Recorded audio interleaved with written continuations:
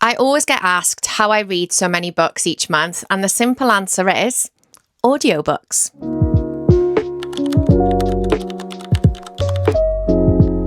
Hi everyone, welcome back to my channel. If you're new here, my name's Carly, and today I thought we'd chat all about some of my favourite audiobooks. I know there's the age-old debate, do audiobooks count as reading? And in my opinion, yes, they absolutely do. I usually average around 20 books a month, and I would say probably around 5 or 6 of those are audiobooks. To me, it is just a really good way of being able to consume more books. If that's what you want, it's not a race. I'm not reading for sport, but I personally don't have enough time to read loads of books physically. So I usually choose to listen to audiobooks in between the physical books so that I can get through my never-ending TBR. Some books I personally feel work better on audio than if you read them physically. There's a couple of these audiobooks that I know I wouldn't have enjoyed as much if I'd read them physically. And there are also some that I personally feel don't work very well on audio. Before we get into the books, I just want to say a huge thank you for being here. If you are enjoying my content, please don't forget to hit the subscribe button. And yeah, let's get into some of my favourite audiobooks. Right, first up, we have got Primma Facy by Susie Miller. This was one of my first audiobooks that I listened to last year. And oh my God, it was absolutely outstanding. Jodie Comer was the narrator. If you don't know who Jodie Comer is, she is the actress that plays Villanelle in Killing Eve.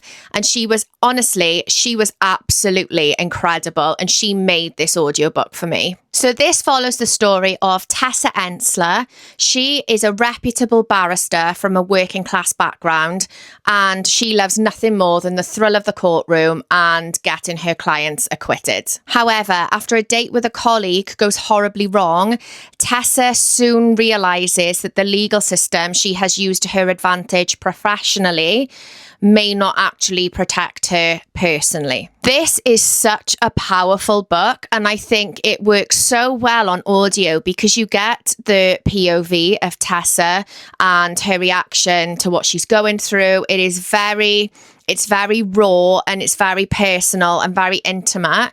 And like I said, Jodie Comer just did the most fantastic job at bringing this character to life. Like, I actually felt like Tessa was a real person. The courtroom scene at the end of this book is so powerful that I was literally stood there. I was working at the time while I was listening to it, and I was just stood there covered in goosebumps.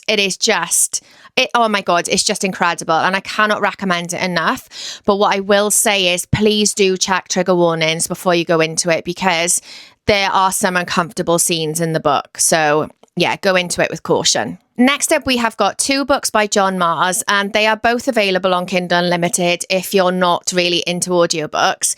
And they are both from his speculative thriller genre. So John Marrs writes 2 types of books. He writes psychological thrillers and he writes speculative thrillers, which are kind of like Black Mirror. They kind of give me Black Mirror vibes. So if you've seen Black Mirror, you'll know exactly what I mean.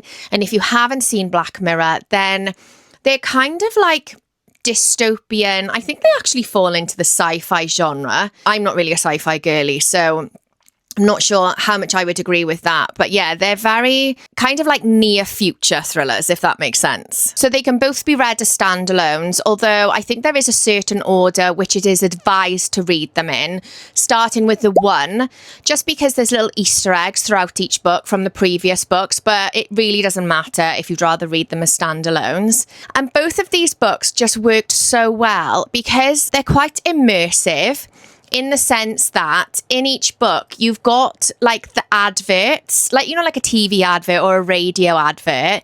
You've got those adverts within the audiobook. So it's kind of like mixed media, I guess. So the first one I would recommend is the Marriage Act.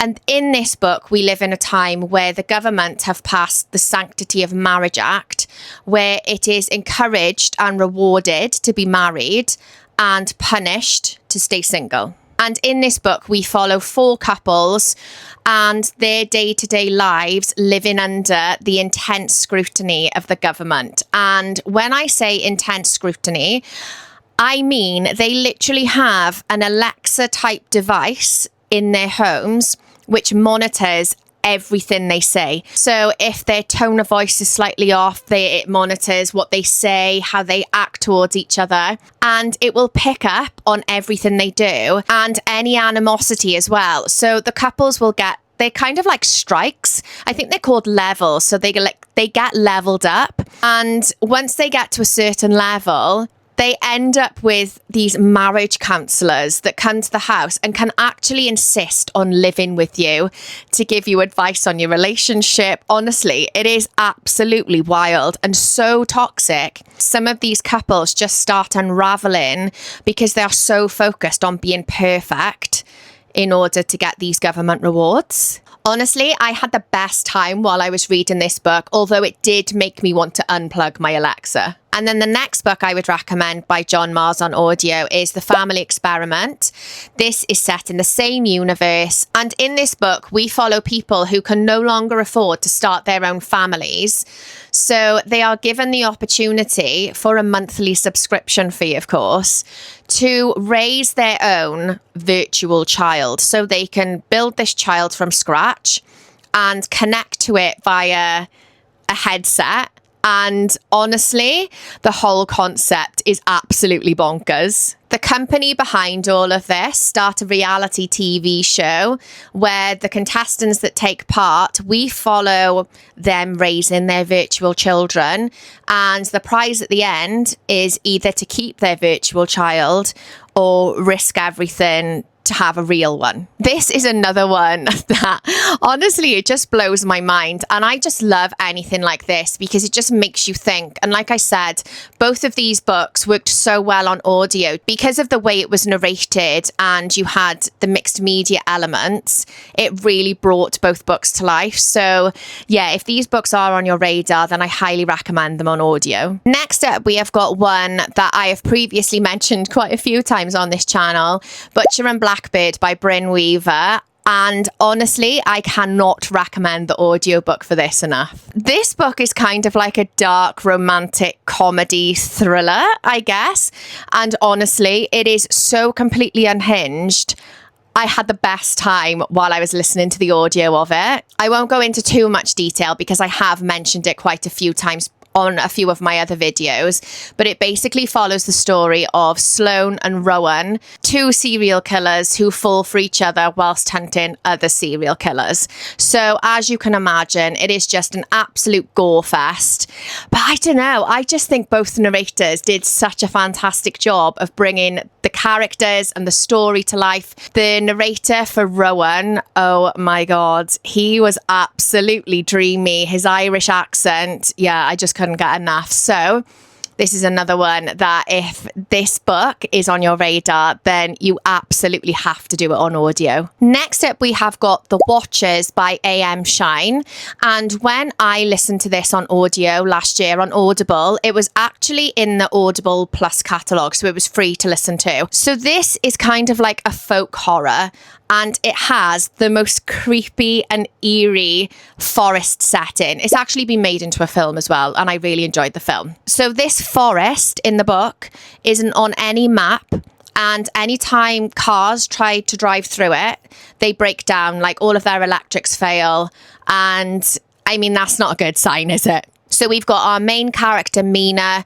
She has tried to do just that. She's tried to drive through the forest. Her electrics have failed. The car has broken down and she is left stranded with her only option being to walk through the forest to try and find a way out. What Mina finds when she is walking through this forest, however, is a woman stood at the door of a bunker screaming at her, telling her to run, literally run for your life, get in now, like hurry up type thing. So Mina legs it, the door slams behind her, she's in this bunker, and the bunker it's just all glass, all windows. And once nighttime draws in, the Watchers come out from underground and literally just stand there watching the people in this bunker. So they're kind of holding them prisoner because there's absolutely no chance of them leaving the bunker, because if they do, let's just say that's the end of the road for them. So the whole book is basically set inside this bunker. So it's super claustrophobic. Mina is desperate for answers. She wants to know who all these other people are in the bunker, who the Watchers are, why they're being kept captive, and if there's any possibility she can escape. Honestly, this book was so good, like so creepy, so atmospheric, like the setting. Oh, it was absolutely perfect. I loved it. There was a massive twist at the end, which I absolutely loved. And I also did book 2 on audio, and I actually think book 2 was slightly better, in my opinion, which very rarely happens. So yeah, I highly recommend both of them on audio. Book 2 is Stay in the Light. Sorry, I forgot to mention that. Next up, we have got The Tower by Flora Carr. And this has been described, it's kind of been like the little tagline or blurb on it. It says something like, a fiery feminist retelling of Mary Queen of Scots' darkest hour. Now, I just want to put it out there before I go into this book. I am a massive history and Tudor nerd. Like, I absolutely love the Tudors. I'm obsessed. Absolutely love them. So I really, really enjoyed this. I know this is kind of a bit of a Marmite book, but I absolutely loved it. So this is kind of a feminist retelling of the years Mary Queen of Scots spent in the Tower leading up to her execution. It follows her day-to-day life and the women that are in the room with her. And oh my God, it is just so claustrophobic. And I mean, if you know Mary Queen of Scots' story, you know how her story ends. And even though I knew how it was going to end, I was still so desperate for a different outcome. Like, I literally was expecting this book to change history.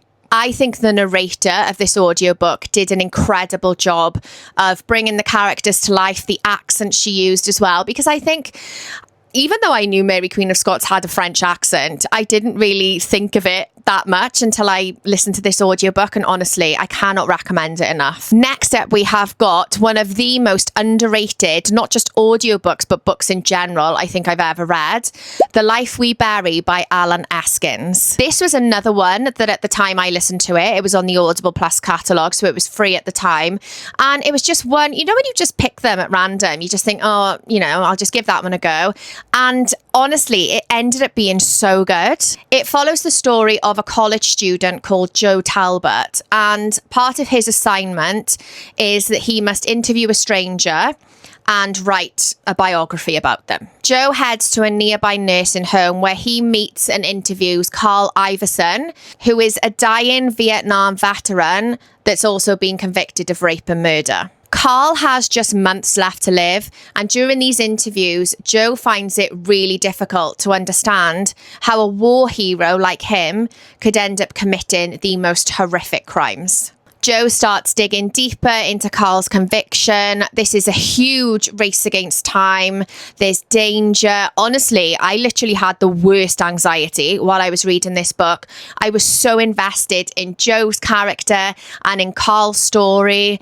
And yeah, I honestly don't know. I don't think I have ever seen anybody talking about this book, and it is so good. Next up, we have got Mother Thing by Ainsley Hogarth. And this is another one that I have previously mentioned on my channel, so I won't go into too much detail because I don't want to end up boring you all. So basically, this is a domestic horror, and it is kind of an exploration into the darker side of motherhood. It follows Abby and Ralph, a married couple who end up moving in with Ralph's mother, Laura.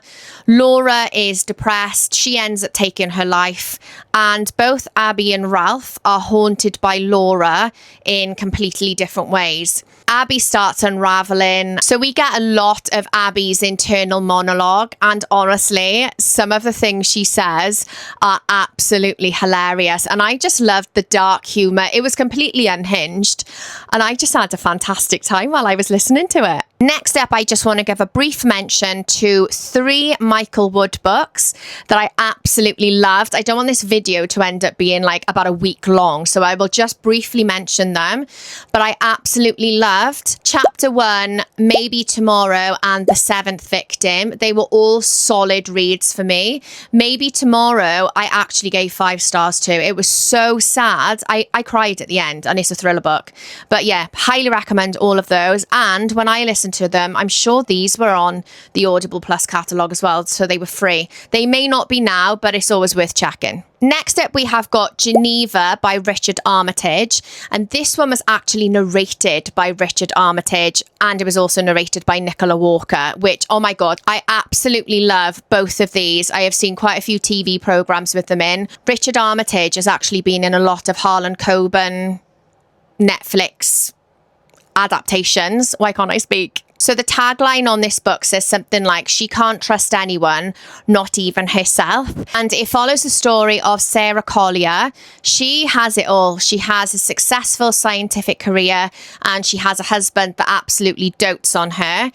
But Sarah is starting to show signs of early onset Alzheimer's. Her only hope is a controversial new technology that is being launched in Switzerland. Whilst she is there, her symptoms worsen. Everything just escalates. It starts unraveling. She's not sure she can trust the people around her, and she's not even sure that she can trust her own mind anymore. I absolutely loved the doubt throughout this book. I love an unreliable narrator, and the desperation I felt for Sarah gave me the worst anxiety the whole way through the book. It is so fast paced. It's quite a short book. I'm sure it's like the physical book is under 300 pages. So it's quite a short one. And yeah, it's just high stakes, danger, all the things I love. And an impressive debut novel from Richard Armitage, if I do say so myself. Next up, we have got 2 more books that I have previously mentioned on my channel. I think these were in my favourite books video. Morgan Is My Name and Le Fay by Sophie Keech. And oh my God, both of these books, these audiobooks, were absolutely outstanding. Like, I have no notes. They were absolute perfection. They are both feminist retellings of Morgan Le Fay, a famed villainess in Arthurian legend.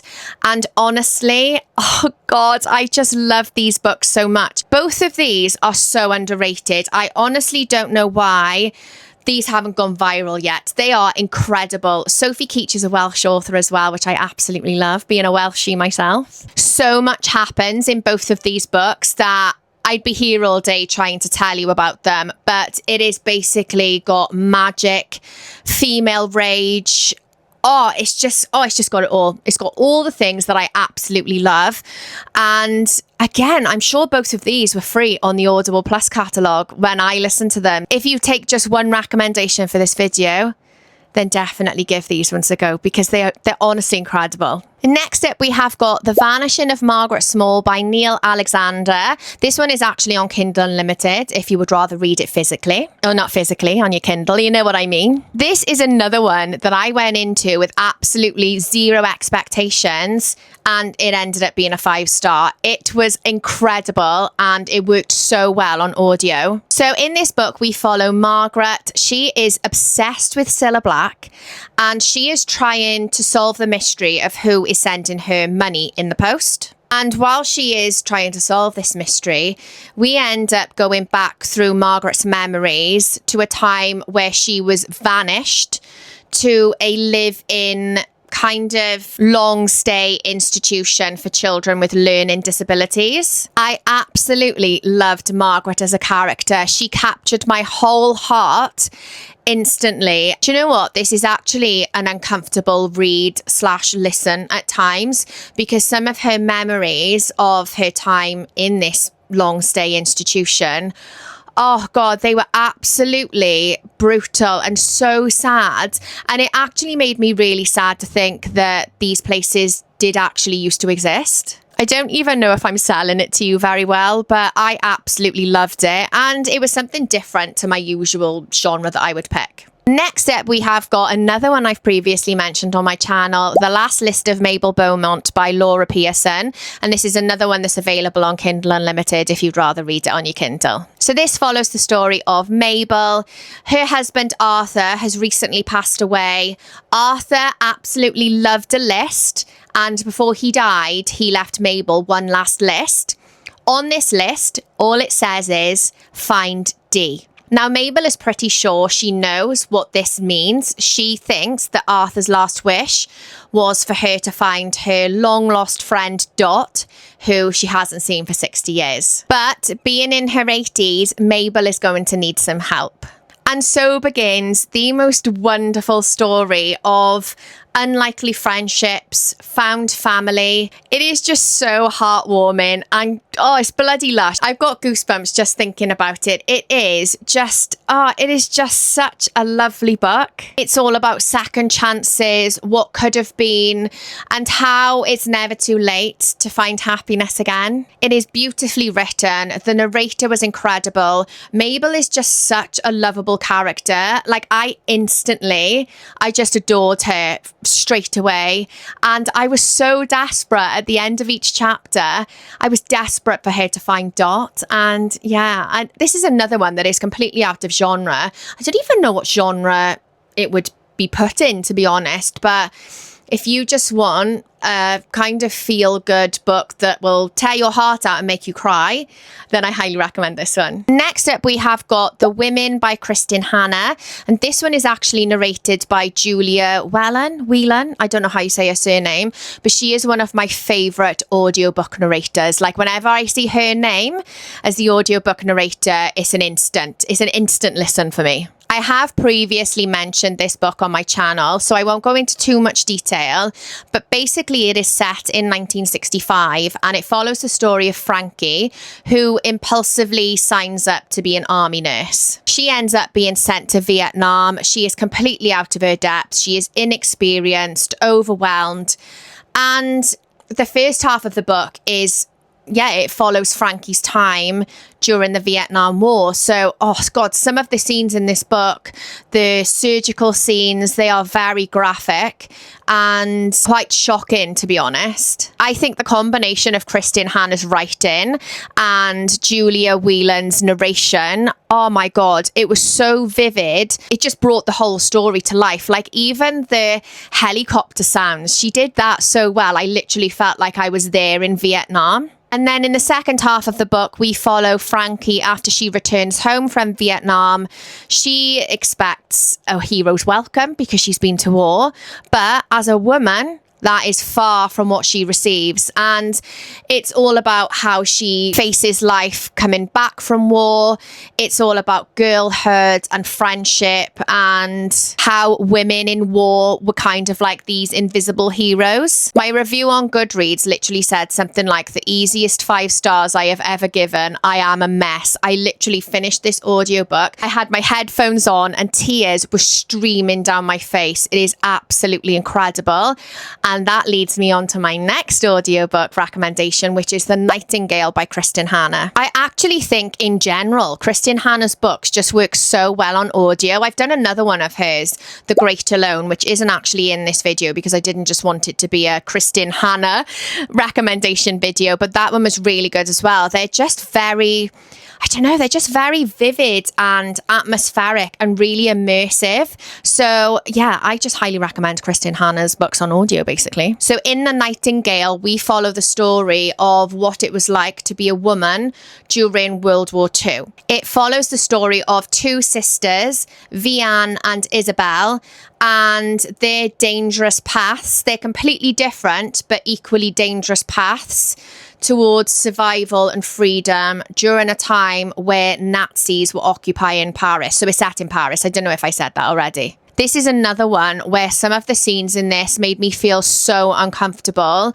Like, I didn't even know it was a thing, but when the Nazis occupied Paris, the SS soldiers could literally move into your house. So you had the choice to either leave your house and leave all your belongings, or if you had nowhere to go, you had to live in the house with these Nazi soldiers. And like I said, some of the scenes just made me feel so uncomfortable. Please do check trigger warnings before going into it. It highlights how families and friendships were torn apart during this time. It is just the whole way through, it is just high stakes, dangerous. Like, my heart was in my mouth while I was listening to it. And it was another one that had me in floods of tears at the end. So that's always a good sign. Next up, we have got Medea by Rosie Hewlett. And this is another one that I have previously mentioned on my channel. But I love the audio so much that I couldn't leave it out of this video. So this is a Greek mythology retelling that follows the story of Medea. Medea longs for a different life. She longs for something better for herself, but she has been shunned and persecuted by her own family just because she's different. So through this book, we follow Medea's journey of self-discovery. It's a little bit witchy. Do you know what? This is the only Greek mythology that I've read so far that I've actually enjoyed. I loved Medea's story so much. I also loved that we got Circe's story through this. We got to find out about Hecate as well. It's got revenge and female rage. And yeah, I absolutely loved it. And this was another one where the narrator was absolutely fantastic. Next up, we have got The Invisible Life of Addie Laroo by V.E. Schwab. And this is another one I have previously mentioned on my channel. I am so sorry for repeating myself, but I couldn't leave it out of this video. Like, the audio was so good. And I actually think if I had tried to read Addie Laroo physically, I don't know if I would have enjoyed it as much. And I know that this book is very Marmite. I know that some people either love it or hate it. I gave this book 5 stars, but I can completely understand why some people don't like it. And I'm wondering if it is because it just doesn't flow as well physically, in my opinion. It basically follows the story of Addie Laroo, and she makes a pact with the devil and gives him her soul in exchange for immortality. But this comes at a price, and the devil tricks her and he curses her to live an invisible life, basically. So Addie can't even say her own name. She can't tell her own story. She is literally invisible. Which, I mean, I don't know if I'm going a bit deep here, kind of reminded me of women in history in general. Like, they didn't have a voice, they didn't have an identity, and they didn't have a story. So yeah, we just follow Addie's journey through life where she is just alone. Her existence is just very lonely, and to her, completely pointless, because whenever she meets anybody, people she gets close to, they immediately forget her, so she's unable to build on these relationships. Honestly, this book, most of the way through, was a 4-star read for me, but I loved the ending so much. It ended up being a 5-star read, and I do get why people don't like it. It is quite long, and it is quite repetitive at times, but I just think that is the whole point, because we are going through Addie's life. It is just long and drawn out like her life is. We kind of experience that with her. Does that make sense? It was just beautifully written. I absolutely love V.E. Schwab. I loved Addie's character, and yeah, this was another one that made me cry. Next up, we have got A Fate Inked in Blood by Danielle L. Jensen, and this is another one I have previously mentioned on my channel, but again, it's one that I couldn't leave out of an audiobook recommendations video because the narrator for this was bloody fantastic. She did all of the different accents, and honestly, she was incredible, and she really brought this to life. So this is a Viking romantasy about a shield maiden who is blessed by the gods. We've got a power-hungry king in there. This is another one that is high stakes and full of danger and female rage. It's got a handsome warrior. It's got some Norse mythology in there as well, which I really liked learning about. We've got a strong female character, which is, I bloody love a strong female character in books. I absolutely love this. And I have got book 2 already waiting for me on my audio TBR that I'm going to try and get to. I may try and listen to that this week, you know. Next up, we have got 2 books by Jessie Sutanto, Vera Wong's Unsolicited Advice for Murderers and Vera Wong's Guide to Snooping on a Dead Man. And I highly recommend both of these books. They are absolutely incredible. I have previously mentioned both of them, so I won't go into too much detail, but they basically follow the story of 60-year-old Vera Wong. She is a self-confessed tea expert, and she fancies herself as a bit of an amateur sleuth as well. She is she is such a lovable character. I absolutely loved her. These books made me laugh out loud. Book 1 actually made me cry. I mean, I'm not even a crier either. I don't know, it got to me a little bit. And yeah, I just had such a fun time while I was reading both of them. They are perfect examples of found family. They're just a little more on the light-hearted side, but still both have deeper messages within them, which I absolutely loved. And again, the narrator was absolutely incredible with the accents, the way she brought Vera to life. Oh, I just loved it so much. So yeah, highly recommend both of these. Next up, I just want to give a brief mention to George Orwell's 1984. I think this is only available on Audible. I think this is just an Audible Plus, is it? I don't know, I may be lying. It's only just over 3 hours long, so it's really short, especially if you're listening to it on like 2 times speed. But this book, I think this may actually have been my first audiobook, you know, and it is literally like a film production in your ears. It is so good.